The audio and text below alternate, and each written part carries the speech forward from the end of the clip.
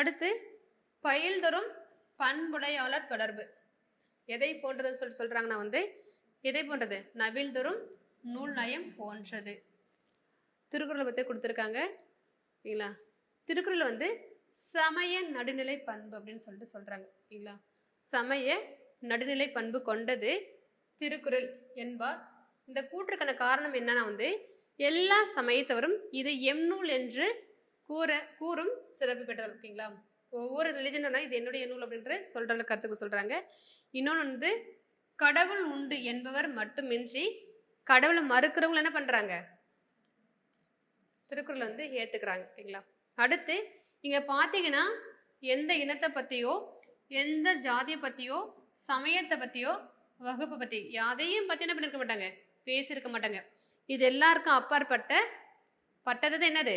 திருக்குறள். ஓகேங்களா? அப்போ எல்லா மக்களுக்கும் உரியது அப்படின்னு சொல்றாங்க.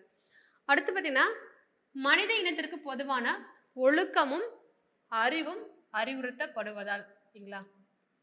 என்ன நெரிசல் சொல்றாங்க? ஒண்ணு எல்லா சமயத்தவர் இது என்னது அப்படின்னு சொல்லிட்டு சொந்தம் கொண்ட அளவுக்கு இருக்கு.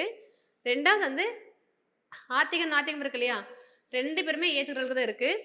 அடுத்து இங்க இனம் சாதி சமயம் எல்லாத்தையும் கடந்து அப்பாற்பட்டதா இருக்கு.